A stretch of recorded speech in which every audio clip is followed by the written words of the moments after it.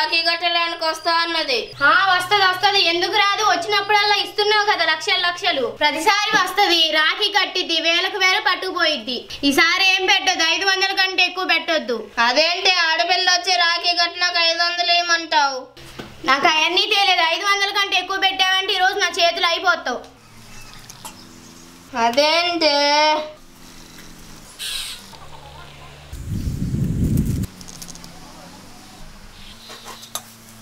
అదేం చెల్లి అంత కోపంగా లేసావు? అంత దూరం నుంచి వస్తే 500 పెట్టేది. నేను ఎప్పుడు రానన్నయ్య నీకు రాఖీ కట్టడానికి. ఏంటే మీ అన్నయ్యని అలా అంటున్నావు? లేదు, ఇంక అన్నయ్యకి నేను ఎప్పుడు రాఖీ కట్టడానికి రాను. ఇంక ఈ 500 ఎందుకు అన్నయ్యకి ఇచ్చేద్దాం. అబ్బా బంగారు పుంగరమా, అనవసరంగా మా అన్నయ్యని అపార్థం చేసుకున్నాను. ఈసారి మా అన్నయ్యకి నేనే ఫస్ట్ రాఖీ కడతాను.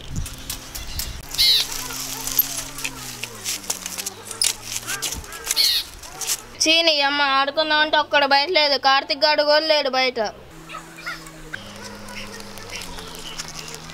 ఏంటి అమ్మలు ఏంది ఎడిపోయి వస్తున్నావు? ఈరోజు రాఖీ కదా, రాఖీలు తీసుకొని వస్తున్నా. మా అన్నయ్య కడితే ఎక్కువ పైసలు ఇస్తాడు. ఇంటి రాఖీ కడితే డబ్బులు ఇస్తారా? ఉండు నేను కూడా వస్తా. నువ్వు కడితే నీకు ఇవ్వడు. పోరా నేను పోతున్నా. ఆగమ్మలు. ఏంట్రా? ఉసే నాకు రాఖీ ఇయ్యి.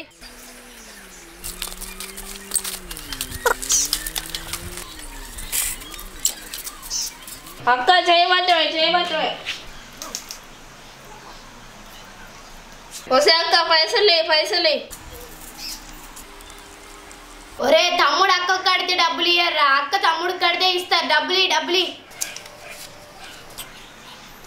అమ్మ సినిమా దాచుకుంటే 500 బొక్క. ఒరే రాఖీ పండుగ అప్పుడు అక్కలతో చెల్లెలతో పెట్టుకోకు. ఏమయ్యా ఏం చేస్తున్నావు? ఏం లేదు, ఖాళీగా ఉన్నాను. గాడిద పళ్ళు తోముతున్నా. నువ్వు కూడా వచ్చి తోముదురా. ఏమయ్యా నువ్వేం చేస్తే నాకెందుకు గానీ, రాఖీ పండుగ దగ్గరకు వస్తుంది, నాకు 2000 కావాలి. వసే 2000 ఎందుకే? ఎందుకంటే రాఖీలకు 50 రూపాయలు పెట్టుకుంటే రాఖీలు వస్తాయి. 100 రూపాయలు పెట్టుకుంటే స్వీట్లు వస్తాయి. ఆధార్ కార్డు బట్టి కలిస్తే నువ్వు బస్సు ఫ్రీయా కదే. 150 రూపాయలు సరిపోతాయి కదే. 2000 ఎందుకు? ఎందుకంటే మా తమ్ముడికి ఇస్తా. వసే నువ్వు మీ తమ్ముడికి కడతావా? మీ తమ్ముడు నీకు కడతాడా? సరే గానీ మీ అవ్వగారింటికి పోతే నీకేమనిపిస్తుంది?